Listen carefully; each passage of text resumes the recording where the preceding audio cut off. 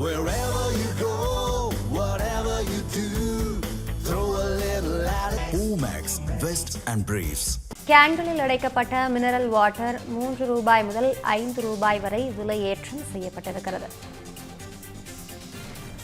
கேன்களில் அடைக்கப்பட்ட mineral water ₹3 முதல் ₹5 வரை விலையேற்றம் செய்யப்பட்டிருப்பதாக தகவல் தெரிவிக்கிறது. இதனை அண்மை செய்தியாக நாம் பார்த்துக் கொண்டிருக்கிறோம். மூலப்பொருட்கள் விலையேற்றம், மின் கட்டணம் உயர்வு போன்றவற்றால் குடிநீர் உற்பத்தியாளர்கள் சங்கம் இந்த முடிவை மேற்கொண்டிருப்பதாக தகவல் தெரிவிக்கிறது. கடந்த 15ஆம் தேதி முதல் 20 லிட்டர் கேனுக்கு ₹5, 1 லிட்டர் பாட்டிலுக்கு ₹3 விலை உயர்வு செய்யப்பட்டிருக்கிறது. இதுகுறித்து சங்கத்தினர் அளித்த பேட்டியை தற்போது பார்க்கலாம்.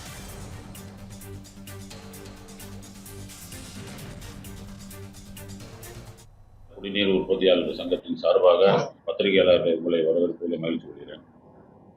சமீபத்திலே கடந்த சில மாதங்களாக மூலப்பொருட்களின் விலை மிகவும் அதிகமாக, அதாவது கிட்டத்தட்ட 40% விலை உயர்ந்ததன் காரணமாக எங்களது குடிநீர் கேன்களின் விலையும் பாட்டில் விலையிலிருந்து நாங்கள் விற்பனை செய்யக்கூடிய விலையிலிருந்து ஒரு பாட்டிலுக்கு ₹3 இருந்து ₹5 வரை, கேனுக்கும் ஒரு 20 லிட்டர் கேன் குடிநீர் கேனுக்கு ₹5 விலையும் உயர்த்துவதாக நாங்கள் முடிவு செய்துள்ளோம்.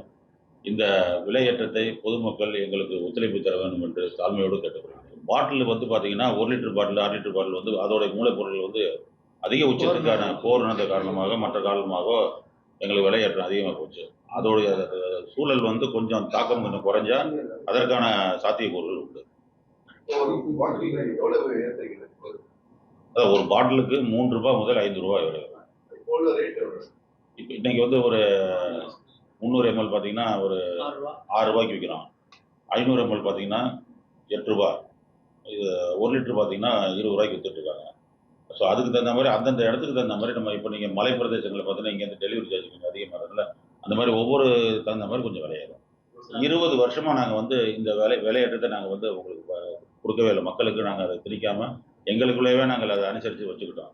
ஆனால் இப்போ பார்த்தீங்கன்னா கிட்டத்தட்ட 20 வருஷமாக 4 முறை மின்சார கட்டண உயர்வு, தொழிலாளர்களுடைய சம்பள உயர்வு, மற்ற டீசல் விலை உயர்வு எல்லாமே விலை உயர்ந்ததுனால இது தவிர்க்க முடியாத சூழல்னால தான் நாங்கள் இன்னைக்கு இந்த நிலைக்கு நாங்கள்